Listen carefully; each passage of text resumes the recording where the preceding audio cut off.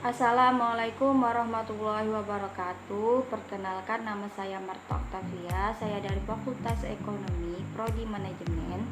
Baiklah, di sini saya akan menjelaskan tentang tingkat harga, uang, dan kegiatan ekonomi moneter. Yang pertama, saya akan menjelaskan tentang tingkat harga. Tingkat harga adalah angka yang menunjukkan kecepatan perkembangan dan produksi berdasarkan satuan ukur tertentu. Faktor-faktor yang menyebabkan tingkat harga ada beberapa.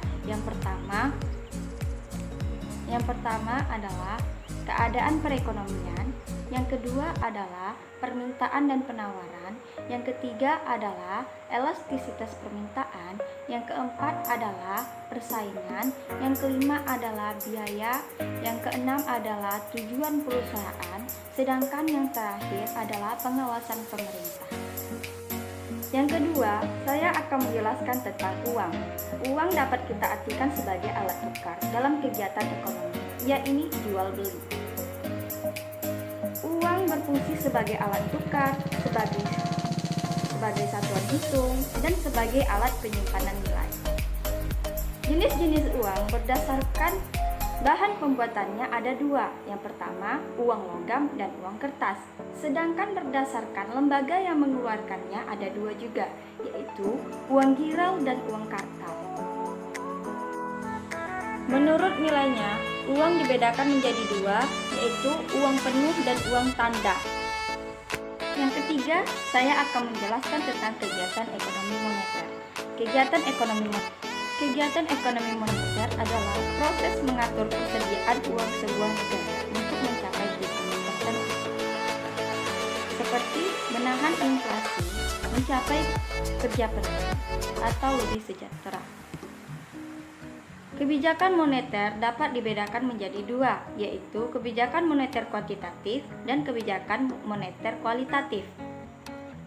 Kebijakan moneter kuantitatif adalah kebijakan yang diambil oleh bank sentral untuk dapat mempengaruhi jumlah penawaran uang dan suku bunga dalam suatu negara. Sedangkan kebijakan moneter kualitatif adalah kebijakan yang diambil oleh bank sentral untuk mengawasi bentuk-bentuk pinjaman dan investasi yang telah dilakukan oleh berbagai bank komersial. Tujuan kebijakan moneter yang pertama, mengendalikan inflasi, yang kedua, menjaga kestabilan ekonomi, yang ketiga, menjaga keseimbangan harga barang di pasar, yang keempat, menumbuhkan tingkat lapangan pekerjaan, yang kelima, mendorong pertumbuhan ekonomi di suatu negara. Kebijakan moneter dapat dilakukan dengan menjalankan beberapa instrumen moneter. Yang pertama adalah kebijakan diskonto atau diskon rate. Kebijakan diskonto adalah tingkat bunga yang ditetapkan pemerintah pada bank-bank umum yang meminjamkan uang kepada bank sentral. Yang kedua adalah operasi pasar terbuka atau OPT. Operasi pasar terbuka atau OPT merupakan salah satu instrumen kebijakan moneter yang tidak langsung tetapi memiliki peran yang sangat penting. Yang ketiga adalah rasio cadangan wajib.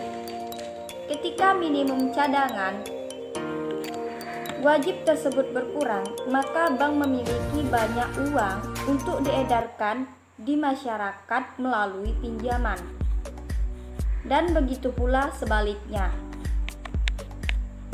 Yang keempat adalah imbauan moral. Imbauan moral dapat dilakukan oleh bank sentral untuk mengontrol jumlah uang yang beredar melalui berbagai hal. Baiklah, hanya itu yang dapat saya sampaikan dan saya jelaskan.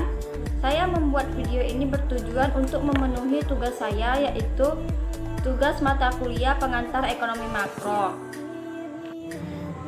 Baiklah teman-teman, saya Marta Octavia. Hanya itu yang dapat saya sampaikan dan saya jelaskan.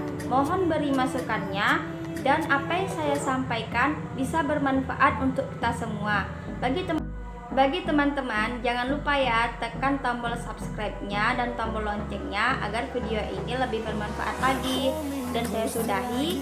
Assalamualaikum warahmatullahi wabarakatuh.